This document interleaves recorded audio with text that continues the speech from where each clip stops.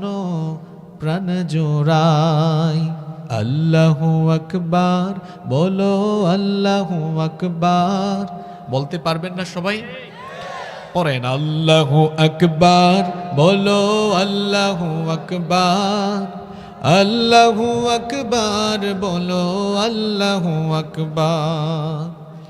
ও মধুর নামটি নিলে হৃদয়ে হাসে, ও মধুর নামে সুখ নেমে আসে।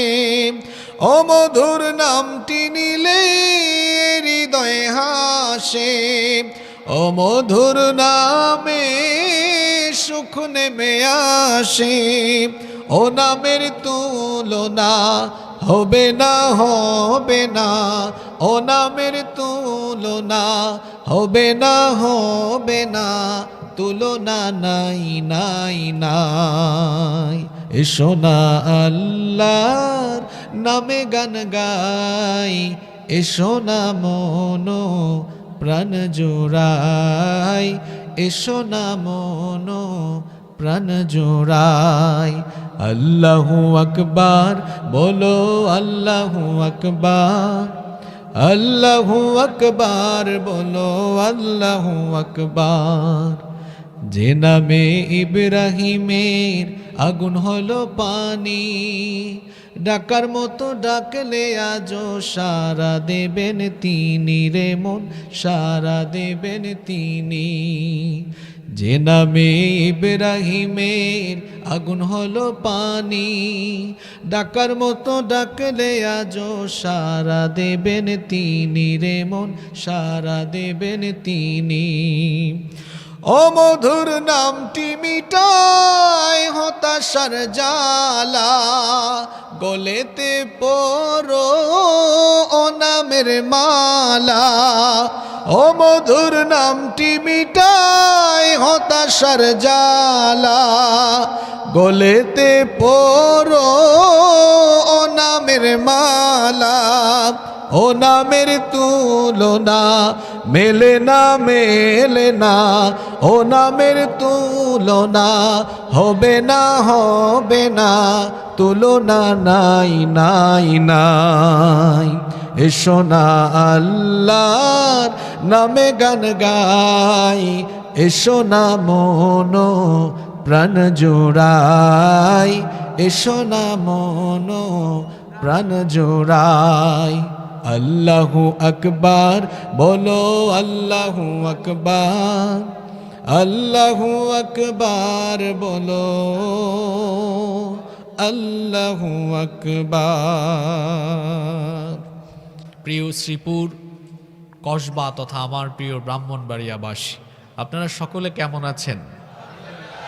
আলহামদুলিল্লাহ। আমাদের সকলকে সুস্থতার সাথে বাঁচিয়ে রেখে আজকের এই সুন্দর বরকতময় এবং নান্দনিক আয়োজনে আমাদেরকে সামিল হওয়ার তৌফিক যিনি দান করেছেন, গলার আওয়াজ বড় করে সবাই বলেন তো তিনি কে? সেই মহান রবের জন্য হৃদয়ের সবটুকু ভালোবাসা, আবেগ, অনুভূতিকে উজাড় করে দিয়ে খুশি মনে প্রাণবন্ত আওয়াজে উচ্চ কণ্ঠে কালিমাতুশ শুকর আদায় করে আমরা সকলেই পড়ছি আলহামদুলিল্লাহ। সম্মানিত সুধী মণ্ডলী, যেহেতু সময় খুবই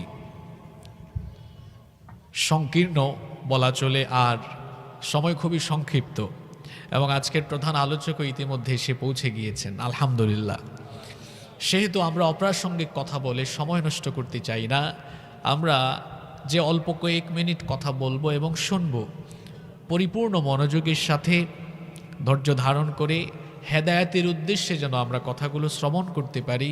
আল্লাহ আমাদের সকলকে সেই তৌফিক দান করেন, পড়ি আমিন। সম্মানিত উপস্থিতি, গোটা পৃথিবী এখন একটি সংকটাপন্ন অবস্থা অতিক্রম করছে। আমরা যদি বর্তমান দুনিয়ার মুসলমানদের দিকে লক্ষ্য করি, তাহলে আমরা অবলোকন করব গোটা পৃথিবীর মুসলমানরা এখন সকল দিক থেকে কোণঠাসা হয়ে পড়েছে। মুসলমানরা আজ গোটা পৃথিবীতে অধিকার বঞ্চিত, লাঞ্ছিত, নির্যাতিত, নিষ্পেষিত। অধপতনের অতল তলদেশে মুসলমানরা আজ। নিমজ্জিত হয়েছে। মুসলমানদের বর্তমান এই পরিস্থিতি পর্যবেক্ষণ করলে বোঝা যায় কিতাবুল ফিতান, হাদিসের মধ্যে শেষ জামানার ফিতনা সংক্রান্ত যে কথাগুলো বলা হয়েছে, সেই ফিতনাগুলো আমাদের সমাজে আজ পরিদৃশ্যমান এবং বলা চলে আমরা কিয়ামতের নিকটবর্তী সময়ে অবস্থান করছি। কিয়ামত আমাদের দরজায় কড়া নাড়ছে।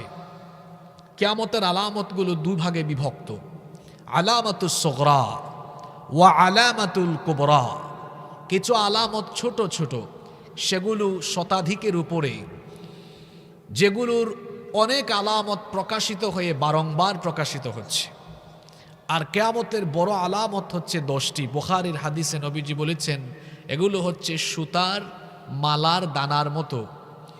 সুতার মালা ছিঁড়ে গেলে যেমন দানাগুলো বা পুঁতিগুলো একটার পর একটা পড়ে যায়, কিয়ামতের বড় বড় 10টি ঘটনা ধারাবাহিকভাবে ঘটবে। একটি ঘটনা ঘটার পরে বাকিগুলো অটোমেটিকভাবে কিছুদিনের ভেতরে, কিছু সময়ের মধ্যে সেগুলো সংগঠিত হয়ে মহাপ্রলয়ঙ্কারী কিয়ামত অনুষ্ঠিত হবে। এমন একটি সময় আমরা অবস্থান করছি। আজ আমাদের পরিবার, আমাদের সমাজ, আমাদের শিক্ষাঙ্গন, আমাদের আইনাঙ্গন, আমাদের সমাজ, আমাদের রাষ্ট্র, সব দিক থেকে মুসলমানরা যেন আজ কণ্ঠাসা হয়ে পড়েছে। নবীজি বলেছেন কিয়ামতের আগে গোটা দুনিয়ার মানুষ 2 দলে বিভক্ত হয়ে যাবে। কথা বুঝে থাকলে পুরুষোচিত কণ্ঠে জবাব দিয়ে বলেন তো, কিয়ামতের আগে তামাম দুনিয়ার মানুষ কয় দলে বিভক্ত হবে? এক দলের নাম আওয়ামী লীগ, আর আরেক দলের নাম বিএনপি। মনে মনে কি ভাবেন আপনারা? এক দল হচ্ছে ইমাম মাহদির দল, ইমাম মাহদি আলাইহিস সালামের অনুসারী। আরেক দল হবে মাসিহুদ দাজ্জালের অনুসারী। দাজ্জাল তার জন্ম হয়ে গিয়েছে, তার আত্মপ্রকাশ বাকি। তবে দাজ্জালের কার্যক্রম, দাজ্জালের রুহানি সন্তানরা গোটা দুনিয়ার দিকে দিকে শুরু করে দিয়েছে। যদি আপনার চোখ কান এখনো বন্ধ থাকে, তো আমি আপনাকে বলবো সকল জায়গায় এখন দাজ্জালের রুহানি সন্তানরা কার্যক্রম শুরু করেছে। আপনি দেখুন ফিলিস্তিনে দাজ্জালের রুহানি সন্তান ইহুদিরা ফিলিস্তিনিদেরকে বাস্তুচ্যুত করে ঘর বাড়ি ছাড়া করে রেখেছে। আপনি ভাববেন না আপনার সমাজের আশেপাশে দাজ্জালের রুহানি সন্তান নেই। আপনার ছোট্ট সোনামনির বই হাতে নিয়ে দেখুন, ক্লাস 9-এর ইতিহাস ও সামাজিক বিজ্ঞান বই থেকে মানচিত্রে ফিলিস্তিনের নাম কেটে দিয়ে, মুছে দিয়ে ইসরায়েলের নাম দেওয়া হয়েছে। আমি এই বইটা যখন দেখেছি তখন আমি ভাবলাম দাজ্জালের রুহানি সন্তানরা ইতিমধ্যে আমার আশেপাশে ঘোরাঘুরি করে আমার ট্যাক্সের পয়সায় ছাপানো বইয়ের ভেতরে দাজ্জালের রুহানি সন্তানরা হাত দিয়ে দিয়েছে। আর এই বইগুলো যারা রচনা সম্পাদনা করেছে এরা কেউ বালেগ হয় নাই, এরা নাবালেগ। আপনি বলবেন এদেরকে আমি নাবালেগ বলেছি কেন? যে মানচিত্র এঁকেছে সেখানে সিরিয়া, লেবানন, জর্ডান, মিশর, পাশাপাশি এক কোণার মধ্যে যেখানে গাজ্জা অবস্থিত সেখানে দিয়েছে না, আপনারা দেখেন না, ওইটা গাম্বিয়া। এদেরকে নাবালেগ বলেছি আমি এই জন্য, গাম্বিয়া হলো আফ্রিকার দেশ। আফ্রিকার দেশের নাম এই মানচিত্রে আসে কিভাবে?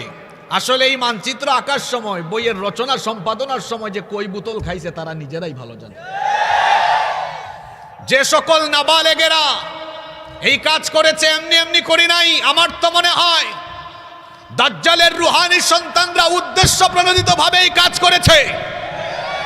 সুতরাং যারা ফিলিস্তিনিদের নাম কেটে দিয়ে ইসরায়েলের নাম এই বইয়ের ভেতরে দিয়েছে তাদেরকে তো এমনি এমনি ছাড়া যায় না। এদেশের মুসলমানরা ফিলিস্তিনের পক্ষে না ইসরায়েলের পক্ষে। মাননীয় প্রধানমন্ত্রী পশ্চিমাদের রক্তচক্ষু উপেক্ষা করে তিনি ফিলিস্তিনিদের পক্ষে অবস্থান নিয়েছেন। আর প্রধানমন্ত্রীর দায়িত্ব দেওয়া লোকেরা তারা ইসরায়েলের পক্ষ নিয়ে ইসরায়েলের নাম বইয়ের ভেতরে দিয়ে তারা প্রধানমন্ত্রীর সাথে গাদ্দারি করেছে, এদেশের মুসলমানদের সাথে গাদ্দারি করেছে। আমরা বলবো এই গাদ্দারদেরকে হাত করা পরিয়ে হাত করার অপমান করে লাভ নাই। গরু ছাগল বাঁধার দড়ি দিয়ে রশি দিয়ে বেঁধে আদালতে হাজির করে এদেরকে দৃষ্টান্তমূলক বলছিলাম কিয়ামতের আগে গোটা পৃথিবীর মানুষ কয় দলে বিভক্ত হবে? দাজ্জাল না আসলেও দাজ্জালের কার্যক্রম কি আছে না নাই? আমরা কি দাজ্জালের দলে না মাহদির দলে? আরো জোরে বলেন, দাজ্জালের দলে না মাহদির দলে? যেহেতু পৃথিবীর সামনে বড় বড় দুইটা ক্যারেক্টার সামনে পৃথিবী দেখবে, একটা হচ্ছে ইমাম মাহদি আলাইহিস সালাম, আর একটা হচ্ছে মাসিহুদ দাজ্জাল, সেহেতু এই দুই লিডার সম্পর্কে আর এই দুই লিডারদের অনুসারী তাদের পরিণতি সম্পর্কে আমাদের সকলের জানার দরকার আছে না নাই? চলুন আমরা প্রথমে ইমাম মাহদি সম্পর্কে জেনে নিব। মাহদি এটা হচ্ছে তার লকব, এটা তার মূল নাম নয়। মাহদি মানে হচ্ছে সুপথ প্রাপ্ত, হেদায়াত প্রাপ্ত, এবং যিনি মানুষকে হেদায়েতের পথে আহ্বান করবেন তিনি হেদায়াত প্রাপ্ত, এবং তিনিও এসে মানুষকে হেদায়েতের দিকে আহ্বান করে গোটা পৃথিবী নেতৃত্ব দিবেন। আল্লাহু আকবার। আমি হাদিসের আলোকে ইমাম মাহদির 10টি পরিচয়, 10টি বৈশিষ্ট্য আপনাদের সামনে তুলে ধরছি। এর ভেতরে সব কথা চলে আসবে ইনশাআল্লাহ। আপনাদের মনোযোগ আছে তো? নাম্বার 1, 1 নাম্বার, ইমাম মাহদি আলাইহিস সালাম কোন সময় কোন পরিস্থিতিতে দুনিয়াতে আগমন করবেন? মুস্তাদরাকে হাকিমের ভেতরে হাদিস বর্ণিত হয়েছে। হাদিস বর্ণনাকারী সাহাবী হচ্ছেন আবু সাঈদ আল খুদরি রাদিয়াল্লাহু আনহু। তিনি বলেছেন, রাসূল কারীম, আমরা সকলে বলি মহব্বতে সাল্লাল্লাহু আলাইহি ওয়াসাল্লাম বলেছেন, ইয়াখরুজু ফি আখিরি উম্মতি আল মাহদি। নবীজি বলেছেন আখিরি জামানায়, কিয়ামতের আগে শেষ জামানায় ইমাম মাহদির আগমন ঘটবে। তাহলে হাদিস থেকে আমরা জানতে পারলাম ইমাম মাহদি আসবেন শেষ জামানায়। এখন আমরা আছি কোন জামানায়? আসতে বলবেন না, জুড়ে বলেন কোন জামানায়? ইমাম মাহদি আসবেন শেষ জামানায়। নাম্বার 2 নম্বরে হচ্ছে ইমাম মাহদি আলাইহিস সালাম তিনি কোন বংশ থেকে আসবেন? তিনি কি আপনাদের শ্রীপুরের খান বংশ আর চৌধুরী বংশ থেকে আসবেন নাকি? তিনি কি কসবার কোনো খানদানি বংশ থেকে আসবেন নাকি? কোন বংশ থেকে তার আগমন হবে? আল্লাহর হাবিব বলেছেন, আল্লামা নাসিরউদ্দিন আলবানী রাহিমাহুল্লাহ এই হাদিসটি তার সিলসিলাতুস সহিহা আল আহাদিস এর ভেতরে এনেছেন।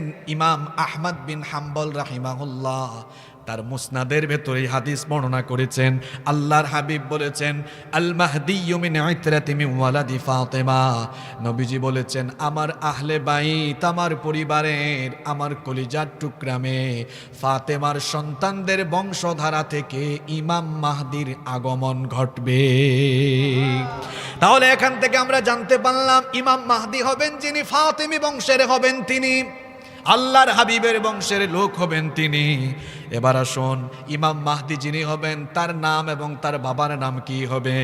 আল্লাহর হাবিব বলেছেন, লা ইয়াযহাবুদ দুনিয়া, ততদিন পর্যন্ত কিয়ামত হবে না, ততদিন পর্যন্ত দুনিয়ার ধ্বংস হবে না, হাত্তা ইয়াবাসাল্লাহু রাজুলাম মিন আহলি বাইতি, যতক্ষণ না আমার বংশধারা থেকে এক লোক আগমন করে গোটা দুনিয়াকে নেতৃত্ব না দেয়।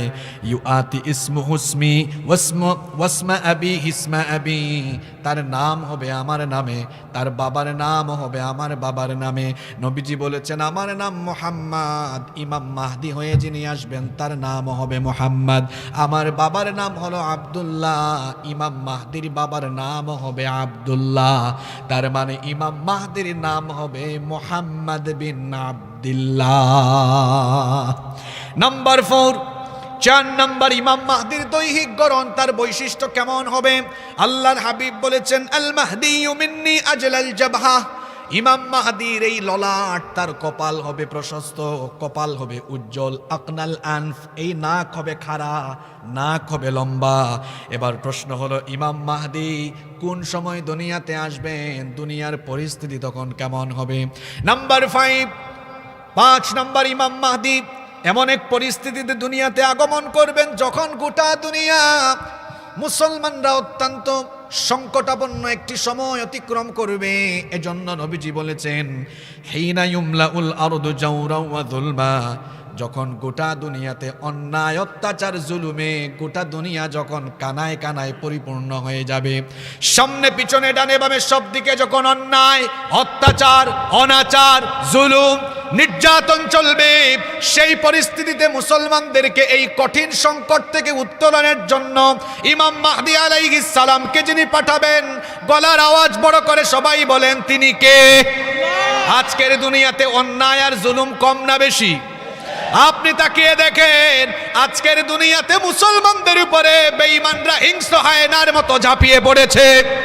তাকিয়ে দেখেন আপনি, চোর ডাকাত দুর্নীতিবাজ টেন্ডারবাজেরা আজ বুক ফুলায়া রাস্তাঘাটে চলাফেরা করে। আর জাতির শ্রেষ্ঠ সন্তান উম্মতদেরকে যারা নেতৃত্ব দিবে, পথ দেখাবে, সেই আলেমরা আজকে অন্ধকার কারাগারে পড়ে আছে। অন্যায় অত্যাচারে যখন গোটা দুনিয়া মজলুমের আর্তনাদে হাজারি আকাশ বাতাস যখন প্রকম্পিত হয়ে যাবে, সেই কঠিন মুহূর্তে ইমাম মাহদীকে নেতৃত্বের জন্য যিনি পাঠাবেন, গলার আওয়াজ বড় করে সবাই বলেন তিনি কে? 6 নম্বর, তিনি আসার পরে দুনিয়ার পরিস্থিতি কেমনে বদলে যাবে, দৃশ্যপট কিভাবে পরিবর্তন হয়ে যাবে। নবীজি বলেছেন তিনি যখন আসবেন, আগমন করবেন, ইয়ামলাউল আরদা কিসতান ওয়া আদলা কামা মুলিআত যুলমান ওয়া জাওরা। তিনি আসার পরে গোটা দুনিয়াকে ন্যায় আর ইনসাফ দিয়ে ভরে দিবেন। তিনি আসার আগে যেমন দুনিয়াতে অন্যায় অত্যাচার দিয়ে গোটা দুনিয়াটা যেমন পরিপূর্ণ ছিল, দৃশ্যপট বদলে দিয়ে অন্যায় আর জুলুমের পরিবর্তে ন্যায় আর ইনসাফ দিয়ে গোটা দুনিয়াকে তিনি ভরে দিবেন। আল্লাহু আকবার। ইনসাফ ভিত্তিক ন্যায় বিচার এবং আল্লাহর হুকুমত কায়েম করার কারণে সেই সময় আল্লাহ দুনিয়াতে এমন বরকত দিবেন। অন্য হাদিসে নবীজি বলেছেন, ইয়াসকিহিল্লাহুল গায়থ, আল্লাহর আসমান থেকে তখন রহমতের বারিধারা বর্ষণ হবে। ওয়া তুখরিজুল আরদু নাবাতাহা, জমিন থেকে তখন ফসল উদ্গত হতে থাকবে। জমিন থেকে তখন এত বেশি ফসল উৎপন্ন হবে, ফসলের সমারোহে ফসলের মাঠ ভরে যাবে। এবং নবীজি বলেছেন তখন ঘরে ঘরে আর কোনো অভাব থাকবে না, অনটন থাকবে না, দুর্ভিক্ষ থাকবে না, খাদ্যের কোনো অভাব মানুষের ঘরে ঘরে থাকবে। এখন প্রশ্ন হলো, অভাব অনটন আর দুর্ভিক্ষ লাঘবের জন্য যে জিনিসটা দরকার, সে জিনিসটা ইমাম মাহদীর জামানায় থাকবে। বর্তমান দুনিয়াতে যেটার বড় অভাব, ইমাম মাহদীর শাসনের প্রধান বৈশিষ্ট্য হলো, এই হাদিসে নবীজি বলেছেন, ইউতিল মালা সিহাহান, তিনি সুষম বন্টন নীতি কায়েম করবেন। একটা সমাজ, সভ্যতা বা রাষ্ট্রের উন্নতি আর সমৃদ্ধির জন্য সুষম বন্টন নীতি হলো সবচাইতে গুরুত্বপূর্ণ বিষয়। একটা দেশে যদি সম্পদ অনেক বেশি থাকে কিন্তু সেই সম্পদের প্রপার ব্যবহার যদি না হয় আর সুষম বন্টন নীতি ইনসাফ যদি না থাকে, সেই সমাজ কিংবা সভ্যতা কখনো উন্নতি বা সমৃদ্ধির দিকে যেতে পারে। তাকিয়ে দেখুন আমার দেশের দিকে, আমার দেশে তো সম্পদের অভাব নাই। আমার বাড়ি সিলেটে, আপনি যদি সিলেটে যান তো দেখবেন আমার বাড়ি তো একেবারে পাথরের এলাকায়, ভুলাগঞ্জে। সেখানে আছে পাথরের খনি। দেশের 70% পাথর সরবরাহ হয় সিলেটের ভুলাগঞ্জ আর জাফলং থেকে। সেখানে গেলে দেখবেন আপনি আছে কয়লার খনি, সেখানে আছে গ্যাসের খনি, আছে চায়ের খনি। উত্তরবঙ্গ সফর দিয়ে দেখেন সেখানে এত ফসল উৎপন্ন হয়। জয়পুরহাটে গেলে দেখবেন শুধু আলু আর আলু। দিনাজপুরের দিকে গেলে দেখবেন শুধু ধানের ট্রাক আসতেছে আর আসতেছে, ফসলের অভাব নাই। ফসলের মাঠগুলোতে দেখা যায় ফসল আর ফসল। আর আমার দেশের জমিনের মধ্যে এত উর্বরতা, আমার তো মনে হয় এত উর্বর জমিন দুনিয়ার আর কোথাও। আপনি আপনার কসবার দিকে তাকিয়ে দেখেন ফসল আর ফসল, এখানে হয় মাসকালাই, আছে না নাই? শীতকালীন সবজি, ধান, গম, ভুট্টা, কোনো কিছুর অভাব নাই।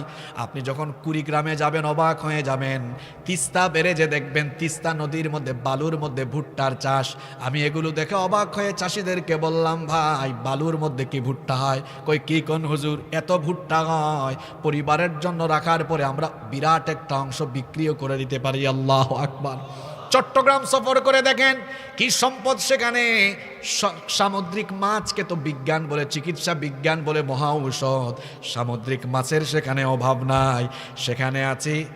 সেখানে আবার আছে লবণের চাষ। মহেশখালীতে দেখবেন সেখানে আছে আবার পান। এই যে গোটা বাংলাদেশে টেকনাফ থেকে তেতুলিয়া, রূপসা থেকে পাথারিয়া, সব জায়গার নেয়ামত আর নেয়ামত। আমার দেশে যেমন আছে সম্পদের নেয়ামত, তেমনি এই সম্পদগুলোকে লুটপাট করে চেটেপুটে খাওয়ার জন্য আছে চোর ডাকাতের নেয়ামত। যেমন আছে সম্পদের খনি, এগুলাকে চেটে পুটে খাওয়ার জন্য আছে চোর আর ডাকাতের খনি। এমন শেষরা চোর চুরি করতে করতে করতে করতে আঙ্গুল ফুলে কলা গাছ হয়ে যায়।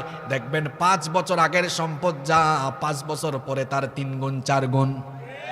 এমন মানুষ তো আমাদের সমাজে নাই। 5 বছর 6 বছর পরে যার সম্পদ 2 গুণ 3 গুণ 4 গুণ হয়ে যায়, বুঝতে হবে তলে তলে চুরির অভ্যাস আছে। যদি সুষম বন্টন নীতি থাকে, চুরি ডাকাতি করে দুর্নীতি করে যদি দেশের সম্পদ জনগণের সম্পদ বেগম পাড়ায় পাঠানোর অভ্যাস না থাকে, তো এই দেশে আল্লাহ এত নিয়ামত দিয়েছেন, এই নিয়ামতগুলোর যথাযথ ব্যবহার হলে এ দেশে কোনো গরিবী হালত থাকবে। ইমাম মাহদির জামানায় সুষম বন্টন নীতি থাকবে। এজন্য ইমাম মাহদির জামানায় তাকসুরুল মাশিয়া, আল্লাহর হাবিব বলেছেন গবাদি পশু বেড়ে যাবে। ওয়াতাদুমুল উম্মাহ, উম্মাহকে তিনি তখন সুসংহত করবেন। এরপরে আল্লাহর হাবিব বলেছেন ইমাম মাহদি আলাইহিস সালাম মাত্র 1 রাতে গোটা দুনিয়ার ক্ষমতা পেয়ে যাবেন। আমরা ক্ষমতার জন্য অনশন করি, আন্দোলন করি, হরতাল করি, অবরোধ করি, মানববন্ধন করি, কত কিছু করি, কিন্তু এরপরেও দেখা যায় এই ক্ষমতা নিয়ে কত মারামারি, ঠিক কিনা? কিন্তু ইমাম মাহদি আলাইহিস সালাম ক্ষমতার জন্য কোনো আন্দোলন করা লাগবে না। আল্লাহর হাবিব বলেছেন ইউসলিহুল্লাহু ফি লাইলাতিন ওয়াহিদা, মাত্র 1 রাতে আল্লাহ তাকে গোটা দুনিয়ার খেলাফতের মালিক বানায়া দিবে। ইমাম মাহদি আলাইহিস সালাম তার আত্মপ্রকাশ হবে, তার হাতে লোকেরা বায়াত আরম্ভ করবে। তিনি কাবা শরীফে যখন কাবার চত্বরে তাওয়াফরত অবস্থায় থাকবেন, লোকেরা দেখেই তাকে চিনে ফেলবে।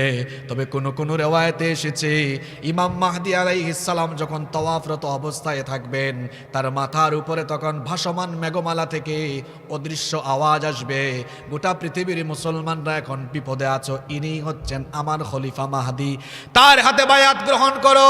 রুকনে আমিনিয়ার হাজারে আসওয়াদের মধ্যবর্তী জায়গার মধ্যে লোকেরা তাকে চিনে ফেলবে, ধরে সেখানেই তার হাতে বায়াত গ্রহণ করবে। ইমাম মাহদি আসার খবর যখন দুনিয়ার কাফের, বেঈমান, মুনাফিক এবং মাহদি বিরোধী দাজ্জালের রুহানি সন্তানদের কানে পৌঁছাবে, তখন তারা ইমাম মাহদি আলাইহিস সালামকে হত্যার জন্য বিরাট এক বাহিনী প্রেরণ করবে। আসল মাহদি আর নকল মাহদির পার্থক্য হলো এই জায়গায়, কারণ দুনিয়াতে এখন পর্যন্ত 30 জনের বেশি লোক নিজেকে মাহদি বলে দাবি করেছে। আসল মাহদি চিনবেন এই জায়গায়, হাদিসটা ভালো করে শুনেন। নবীজি বলেছেন ইয়াউদু আইদুম বিল বাইত, আমি বড় আশ্চর্য হচ্ছি, আমি বড় অবাক হচ্ছি এই জন্য কাবা ঘরে আশ্রিত থাকা এক ব্যক্তির উপরে যখন তারা ঝাঁপিয়ে পড়বে, ফায়ুবাতু ইলাইহি বাস, তার দিকে যখন সেনাবাহিনী প্রেরণ করা হবে, ইমাম মাহদি আলাইহিস সালামকে হত্যার জন্য যখন মাহদি বিরোধী লোকেরা সৈন্যবাহিনী পাঠাবে, প্রেরণ করবে, ফাইদা কানু বিবাইদা মিনাল আরদি খুসিফা বিহি, এরা মাহদি আলাইহিস সালামের ধারে কাছেও যাওয়ার সুযোগ পাবে না। বাইদা নামক উপত্যকায় যখন তারা পৌঁছাবে, এদেরকে মাটির নিচে যিনি গেড়ে দিবেন, জুড়ে বলেন তিনি কি? এ পর্যন্ত পৃথিবীতে অনেকেই নিজেকে মাহদি বলে দাবি করেছে। সর্বশেষ 1980 সালে সৌদি আরবের এক ব্যক্তি, তার নাম হলো মুহাম্মদ বিন আবদুল্লাহ আল কাহতানি, সে তাকে ইমাম মাহদি বলে দাবি করেছে। আপনারা গুগলে দেখবেন, উইকিপিডিয়াতে সকল তথ্য আছে। যখন সে নিজেকে মাহদি বলে দাবি করেছে, সৌদি গভর্নমেন্ট তার জন্য ফোর্স পাঠিয়েছে এবং সেই ফোর্স এসে তাকে গুলি করে হত্যা করেছে, গুলি করে ঝাঁঝরা করে দিয়েছে। আর আসল মাহদি হয়ে যিনি আসবেন, গুলি, বন্দুকের গুলি, বোমা, রকেট, মিসাইল, কোনো পারমাণবিক অস্ত্র দিয়ে তাকে ধ্বংস করা যাবে না, তার কাছে যেতেও পারবে না। যাওয়ার আগেই তাদেরকে মাটির নিচে যিনি ধসায় দিবেন, গলার আওয়াজ বড় করে বলেন তিনি কে? তাহলে বোঝা গেল ইমাম মাহদির ক্ষমতা আছে না নাই? এই ক্ষমতা তাকে দিয়েছেন কে? জোরে বলেন। নাম্বার 9 নাম্বার, ইমাম মাহদি আলাইহিস সালাম আসার খবর যখন গোটা দুনিয়ায় ছড়িয়ে পড়বে, এক হাদিসে এসেছে নবীজি বলেছেন সর্বপ্রথম খোরাসানের দিক থেকে কালো পতাকাবাহী লোকেরা তার হাতে বায়াত গ্রহণের জন্য চলে যাবে। উজবেকিস্তান, কাজাখিস্তান, আফগানিস্তান, ওই অঞ্চলগুলো থেকে সবার আগে লোকেরা তার হাতে বায়াত গ্রহণের জন্য ছুটে চলবে। নবীজি বলেছেন, উম্মতদেরকে উম্মত শোনো, ইমাম মাহদি আগমনের খবর যদি তোমাদের কানে পৌঁছে যায়, ফাইদা রাআইতুমুহু ফাবাইউহু ওয়ালাউ হাবওয়ান আলা সালজ, বরফের উপরে হামাগুড়ি দিয়ে হলেও ইমাম মাহদির হাতে তোমরা বায়াত গ্রহণ করো। আল্লাহু আকবার। ইমাম মাহদি আলাইহিস সালামকে যদি আমরা জীবদ্দশায় পেয়ে যাই, আমরা যদি জীবিত থাকা অবস্থায় মাহদি আগমনের খবর পাই, ইমাম মাহদির সৈন্য হতে কারা কারা রাজি দুহাত তুলে আল্লাহকে দেখান। লিল্লাহি তাকবীর। আল্লাহ সবাইকে কবুল করেন, বলেন আমিন। নাম্বার 10, 10 এবং সর্বশেষ পরিচয় হলো ইমাম মাহদি আলাইহিস সালাম পৃথিবীতে আসার পরে তিনি কত বছর রাজত্ব করবেন। ইমাম মাহদি আলাইহিস সালামের রাজত্বকাল কত বছর? আল্লাহর হাবিব বলেছেন, ইয়ামলিকু 7 সিনিন ওয়া ফি রিওয়ায়াতিন উখরা 9 সিনিন। এক রিওয়ায়াতে এসেছে 7 বছর, অন্য রিওয়ায়াতে এসেছে 9 বছর। এই 7 বা 9 বছর তাকে দিয়ে যিনি রাজত্ব করাবেন, গলার আওয়াজ বড় করে সবাই বলেন, তিনি কি? আল্লাহ। ইমাম মাহদি আলাইহিস সালাম আসবেন, পৃথিবীতে মুসলমানরা মাথা উচ্চ করে দাঁড়াবে। আজকে যারা মুসলমানদেরকে কোণঠাসা করে রেখেছে, ইমাম মাহদি আলাইহিস সালাম এসে তাদেরকেই কোণঠাসা করবেন। ইসলাম আর ইসলাম ওয়ালারা মাথা উঁচু করে দাঁড়াবে ইনশাআল্লাহ। ইমাম মাহদির রাজত্বের শেষ দিকে আবার গোটা দুনিয়ায় ফিতনা ফাসাদ লাগানোর জন্য, ইমানদারদেরকে ঈমান হারা করার জন্য পৃথিবীতে আত্মপ্রকাশ ঘটবে মাসিহুদ দাজ্জালের। আপনারা অনেকে সংক্ষেপে তাকে বলেন দাজ্জাল, কিন্তু তার ফুল নেম, পুরা নাম হলো মাসিহুদ দাজ্জাল। তার যে নাম আছে, এই নামের মধ্যেই তার ভণ্ডামির পরিচয় আছে। আল্লামা ইমাম ফখরুদ্দিন রাজি রাহিমাহুল্লাহ তার নামের খুব সুন্দর অর্থ করেছেন। তার নামের এক অংশ হলো মাসিহ। অভিধান বেত্তাগণ বলেছেন, মাসিহ শব্দটি মাসহুন মূল ধাতু থেকে নিষ্পন্ন হয়েছে, যার অর্থ হলো মুছে দেওয়া। আমরা যখন অজু করি, অজু করার সময় সকল অঙ্গ প্রত্যঙ্গ আমরা ধৌত করলেও একটি অঙ্গ আমরা ধৌত না করে কি করি? মাসেহ করি। মাসেহ মানে কি? মুছা। পৃথিবীর একজন নবীকেও বলা হতো মাসিহ, নাম হচ্ছে মাসিহ ইবনু মারইয়াম, ঈসা আলাইহিস সালাম। তাকে মাসিহ বলা হতো। কেন মাসিহ বলা হয়? কারণ তার অনেকগুলো মুআজিজার ভেতরে একটা মুআজিজা ছিল। তিনি যখন কোনো কুষ্ঠরোগীর গায়ে হাত মুছে দিতেন, হাত বুলিয়ে দিতেন, ওই লোকটার রোগ যিনি ভালো করে দিতেন তিনি কে? আল্লাহ। শুধু তাই নয়, তিনি যখন কোনো অন্ধ ব্যক্তির চোখের উপরে হাত মুছে দিতেন, বুলিয়ে দিতেন, ওই ব্যক্তির চোখের আলো যিনি ফিরিয়ে দিতেন, জোরে বলেন তিনি কে? এজন্য তাকে বলা হয় মাসিহ। এখন আপনাদের প্রশ্ন হতে পারে, হুজুর দাজ্জালকে কেন মাসিহ বলা হয়? দাজ্জালকে মাসিহ এই জন্য বলা হয়, কোন অভিধান বেত্তা বলেছেন মাসিহ শব্দের অর্থ যেহেতু মুছে ফেলা, মুছে দেওয়া, দাজ্জালের একটা চোখ থাকবে চামড়ার নিচে লুকানো, একটা চক্ষু মুছে দেওয়া থাকবে, এজন্য তাকে বলা হয় মাসিহ। আবার কোন মুফাসসির বলেছেন তাকে মাসিহ এই জন্য বলা হয়, কামুস আরবি অভিধান খুললে দেখবেন মাসিহ শব্দের আরেকটা অর্থ হচ্ছে ভূপৃষ্ঠে বিচরণকারী। এই মাসিহুদ দাজ্জালকে আল্লাহ এমন এক অলৌকিক ক্ষমতা দিবেন, মক্কা মদিনা ওয়া ফি রিওয়ায়াতিন উখরা, অন্য রিওয়ায়াতে পাওয়া যায় মসজিদে তুর এবং মসজিদে আকসা, এই জায়গাগুলো ব্যতীত গোটা দুনিয়াতে সে দ্রুততার সাথে বিচরণ করবে আর মানুষকে ঈমান হারা করার জন্য ফিতনা লাগানোর কাজ করবে। যেহেতু সে নির্দিষ্ট কয়েকটি স্থান ব্যতীত গোটা দুনিয়াতে দ্রুততার সাথে বিচরণ করবে, এজন্য তার নাম হলো মাসিহ। তার নামের আরেকটা অংশ হলো দাজ্জাল। দাজ্জাল শব্দটি আদ-দাজিলু মূল ধাতু থেকে নিষ্পন্ন হয়েছে।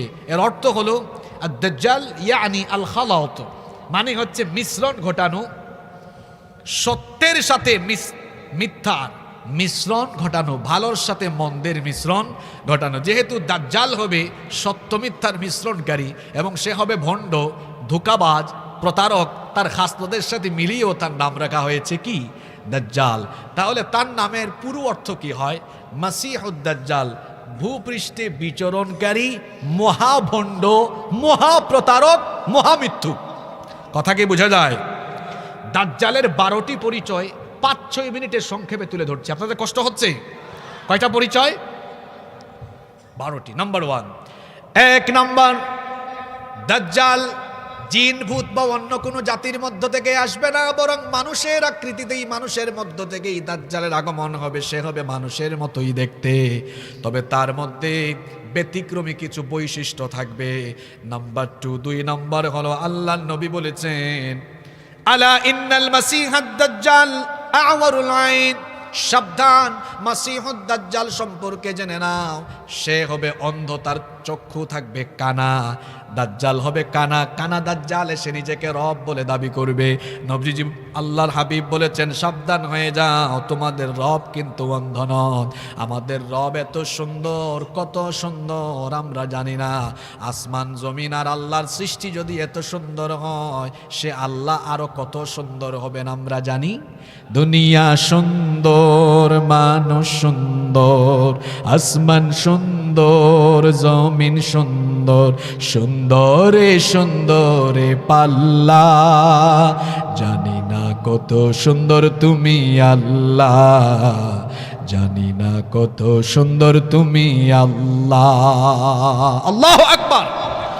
শোনেন, একটা হাদিস আমার মনে পড়লো, খুব খেয়াল করে শোনেন।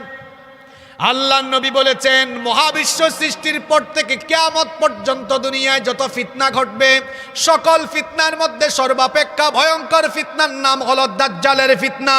নবীজি বলেছেন, মা মিন নাবিয়্যিন ইল্লা ওয়াকাদ আনযারা উম্মাতাহুল আওয়ারুল কাযযাব, এমন কোন নবী বা রাসূল নাই যে নবী বা রাসূল তার উম্মতকে দাজ্জালের ব্যাপারে সতর্ক করেন নাই। তবে এখানে একটা নিয়ামতের ব্যাপার হলো, বাবা আদম নবী থেকে নিয়ে ঈসা রূহুল্লাহ আলাইহিমুস সালাম পর্যন্ত যত নবী রাসূল এসেছেন, সকল নবীরাই কেবল উম্মতকে দাজ্জালের কথা বলে সতর্ক করেছেন, কিন্তু দাজ্জালের কোনো বৈশিষ্ট্য তারা উম্মতকে জানান নাই, কারণ আল্লাহ তাদেরকে জানান নাই। নবীজি বলেছেন, উম্মত শোনো, তোমাদের জন্য সুখবর হলো, অন্য নবীর মতো শুধু তোমাদেরকে সতর্ক করছি না, তার আকৃতি কেমন হবে, গড়ন কেমন হবে, বৈশিষ্ট্য কেমন হবে, কোথা থেকে কিভাবে আগমন করবে, কখন আগমন করবে, সবকিছু তোমাদেরকে আমি খোলাসা করে বলে দিয়ে যাচ্ছি। সুবহানাল্লাহ। এজন্য কথাগুলো শুনেন, কারণ আগামীর পৃথিবী এই চ্যালেঞ্জে, এই ফিতনায় পড়বে। এই ফিতনা থেকে বাঁচার জন্য কথাগুলো মনোযোগ দিয়ে শোনার দরকার আছে না নাই? দুইটা বৈশিষ্ট্য বললাম। 3 নাম্বার নবীজি বলেছেন, আন্নাহু শাবুন কাতাত, দাজ্জাল হবে মধ্যবয়সী একজন যুবক। নাম্বার 4, 4 নাম্বার হচ্ছে আন্নাহু আহমার, তার গায়ের রং হবে লালচে। ওয়া ফি রিওয়ায়াতিন উখরা, অন্য রিওয়ায়াতে এসেছে শুভ্র এবং শ্বেত চামড়ার অধিকারী হবে সে।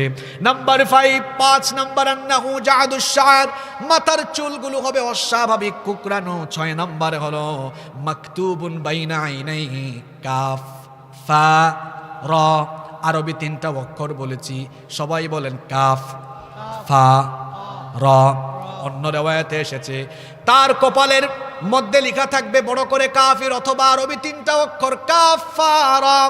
আল্লাহর হাবিব বলেছেন, মুমিন ব্যক্তি যদি অশিক্ষিত হয়, পড়ালেখা যদি নাও জানে, সে ব্যক্তি দাজ্জালের কপালে থাকা কাফেরই লেখা পড়তে পারবে।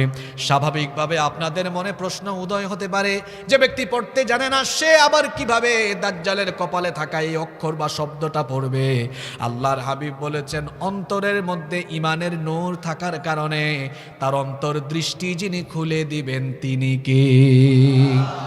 আর বেঈমানরা, মুনাফিকরা যত উচ্চ শিক্ষিতই হোক না কেন, অন্তরে ইমানের নূর না থাকার কারণে দাজ্জালের খপ্পরে পড়ে যাবে।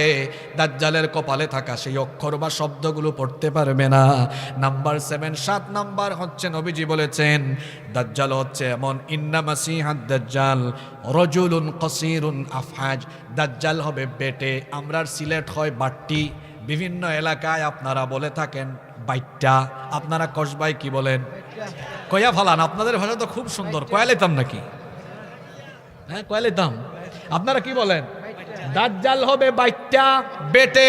শুধু তাই নয়, ত্রুটিতে ভরা এই দাজ্জাল হবে এমন, ছেলেদের খতনা বা মুসলমানি করলে ছেলেরা কেমনে হাঁটে? 2 পা ছড়ায়া ছড়ায়া হাঁটে। এটাকে আঞ্চলিক ভাষায় আপনারা কি বলেন? ফাগাইয়া। কি ভাষা আপনাদের! নোয়াখালীতে আর চিটাঙ্গে বলে সেগাইয়া সেগাইয়া। এই দাজ্জাল ফাগাইয়া ফাগাইয়া সেগাইয়া সেগাইয়া হাঁটবে। এখানে অনেকে হাসছে, অনেক যুবককে দেখা যায় দাজ্জালীয় কায়দায় সেগাইয়া সেগাইয়া রাস্তায় হাঁটে। খবরদার যুবক ভাইয়েরা, দাজ্জালি স্টাইল অনুসরণ করা যাবে না। আমাদের মডেল আদর্শ হলেন মুহাম্মদ সাল্লাল্লাহু। নাম্বার 8 নাম্বার, দাজ্জাল হবে নির্বংশ, তার কোনো সন্তানাদি হবে না। নবীজি বলেছেন আন্নাদ দাজ্জাল লা ইউলাদু লাহু, দাজ্জালের কোনো সন্তানাদি থাকবে না। 9 নম্বরে নবীজি বলেছেন দাজ্জাল হবে অস্বাভাবিক আকৃতির, বিরাট দানব আকৃতির।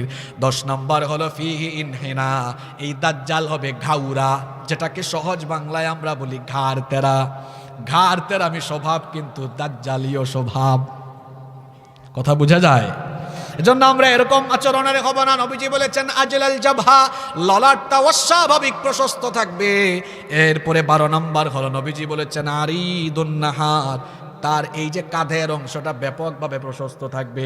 দাজ্জালের এই যে পরিচয়গুলো দিলাম, নবীজি বলেছেন এই পরিচয়গুলো অন্য কোনো নবী তার উম্মতদেরকে দিতে পারেন নাই। তাহলে নবীজি আমাদেরকে দিয়েছেন, আমাদের জন্য ভালো হয়েছে না খারাপ হয়েছে? চিনতে সুবিধা না অসুবিধা? এবার আসেন, হুজুর দাজ্জালের কি জন্ম হয়ে গেছে নাকি হবে? কি মনে হয় আপনাদের? দাজ্জালের জন্ম হয়ে গেছে। নবীজির জামানায় দাজ্জাল ছিল, তবে দাজ্জাল আটক আছে। যে কোনো মুহূর্তে দাজ্জাল দুনিয়াতে এসে ফিতনা ছড়াবে। এখন আপনি বলবেন হুজুর দাজ্জাল যে আছে এটার প্রমাণ কোথায়? একটা ঘটনা বলবো। লম্বা হাদিস। এই হাদিসের বর্ণনাকারী সাহাবী একজন মহিলা সাহাবী, নাম হলো ফাতিমা বিনতে কাইস রাদিয়াল্লাহু আনহা। তিনি বলছেন ফজরের আজানের ধ্বনি যখন আমার কানে গেল, আল্লাহর হাবিবের ইমামতিতে নামাজ আদায়ের জন্য অজু করে আমি মসজিদে নববীর উদ্দেশ্যে রওনা দিলাম। মসজিদে নববীতে আমি গিয়ে হাজির হলাম। পুরুষের কাতারের পরে পিছনে হলো নারীদের কাতার। আর সেই দিন ফজরের নামাজে আমি নারীদের কাতারের সামনের কাতারে জায়গা পেলাম। আল্লাহর হাবিবের ইমামতিতে নামাজ আদায় করলাম। নবীজি নামাজ শেষ করলেন, সালাম ফিরিয়ে তারপরে দাঁড়িয়ে গেলেন। দাঁড়িয়ে বললেন সকলে বসো, কেউ আজকে নিজের জায়গা থেকে উঠবা না, কারণ দাজ্জাল সম্পর্কে আমি তোমাদেরকে আজ এমন সংবাদ দিব যা এর আগে কখনো দেই নাই। তামিম দাড়ি এতদিন খ্রিস্টান ছিল, সাহাবীর নাম মনে রাখবেন তামিম দাড়ি এতদিন খ্রিস্টান ছিল। সে আমার কাছে এসে ইসলাম গ্রহণ করে মুসলমান হয়েছে। সে আমার কাছে দাজ্জালের ব্যাপারে এমন সংবাদ দিয়েছে, আমি তোমাদেরকে যে সংবাদ দিব সেটার সাথে তার দেওয়া বর্ণনার সম্পূর্ণ মিল থাকায় সেটা তোমাদের সামনে আমি তুলে ধরছি। নবীজি তখন সাহাবীদেরকে পুরোটা শোনালেন। নবীজি সেদিন সাহাবীদেরকে যা বলেছিলেন, নবীজির কথাগুলো নকল করে আমি আজ আপনাদেরকেও শোনাচ্ছি। খুব খেয়াল করে শুনেন। আল্লাহর হাবিব সাহাবীদেরকে বললেন, তামিম দারি লাখাম এবং জুজাম গোত্রের 30 জন সাথী নিয়ে সমুদ্র ভ্রমণে বের হয়েছিল। সেই সময় তো জাহাজের মধ্যে ইঞ্জিন ছিল না, পাল বেঁধে দেওয়া হতো। পাল আপনারা চিনেন তো? পাল যখন বেঁধে দেওয়া হলো, বাতাসের তীব্র গতিতে তাদের নৌযান, তাদের কিস্তি বা জাহাজ ছুটে চলা আরম্ভ করলো। হঠাৎ করে তারা যখন সামুদ্রিক ঝড়ের কবলে পড়ে গেল, সমুদ্রের উত্তাল তরঙ্গমালায় তারা হারিয়ে যেতে লাগলো। 1 দিন 2 দিন নয়, একটানা 1 মাস সামুদ্রিক ঝড়ের কবলে পড়ে তারা সমুদ্রের মধ্যে হারিয়ে গিয়েছিলেন। 1 মাস পরে একদিন সূর্যাস্তের আগ মুহূর্তে, আসরের ঠিক পরে সূর্যাস্তের আগ মুহূর্তে একটা অচিন দ্বীপে গিয়ে তাদের জাহাজ নোঙ্গর করলো। মাসখানেক জাহাজে এবং সাগরে আটক থাকার পর একটি তীরে বা অচিন দ্বীপে যখন জাহাজ নোঙ্গর করলো, সেখানে তারা অবতরণ করলেন। হাঁটতে হাঁটতে সামনের দিকে এগিয়ে গেলেন। ঘটনা শুনতেছেন তো? হাঁটতে হাঁটতে সামনের দিকে এগিয়ে গেলেন। কিছুদূর যাওয়ার পরে তারা এক অদ্ভুত রকমের প্রাণী দেখতে পেলেন, যার গায়ের মধ্যে এত লোম, প্রচণ্ড লোমের কারণে তার শরীরের সামনের ভাগ পিছনের ভাগ কোনোটা বোঝা যায় না। এই অদ্ভুত প্রাণীকে তারা বললেন, তোমার উপরে লানত, তুমি কে? মান আনতা, তোমাকে তো চিনলাম না, তুমি কে? সে তখন বলল, আনাল জাসসাসা, আমি হলাম জাসসাসা। জাসসাসা মানে হলো গোয়েন্দা, গুপ্তচর। তখন তারা তাকে জিজ্ঞেস করলেন, তুমি এই অচিন দ্বীপে কার গোয়েন্দাগিরি করো, তুমি কার গুপ্তচর? সে তখন বলল, সামনের দিকে এগিয়ে যাও, তাহলেই বুঝবা আমি কার গোয়েন্দা, কার গুপ্তচর। সামনের দিকে তারা এগিয়ে গেলেন।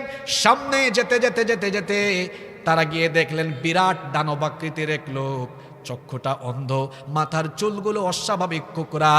এরপরে যে বর্ণনাগুলো একটু আগে দিলাম, কাঁধ প্রচণ্ড রকমের চওড়া, তার হাতের কবজি থেকে নিয়ে কাঁধ পর্যন্ত বিরাট জিঞ্জির দিয়ে শিকল দিয়ে বাঁধা, পায়ের পাতা থেকে নিয়ে হাঁটু পর্যন্ত শিকল দিয়ে তাকে বাঁধা, বিরাট দানব আকৃতির, অস্বাভাবিক আকৃতির এই লোকটাকে দেখে তারা জিজ্ঞেস করলেন, তুমি এখানে কি করো? তুমি কে? এই অচিন দ্বীপে তুমি শিকলবন্দি কেন? তুমি এখানে কি করো? সে তখন বলল, তোমরা এখানে কে? তোমরা কারা? আসলে তোমাদের পরিচয় কি?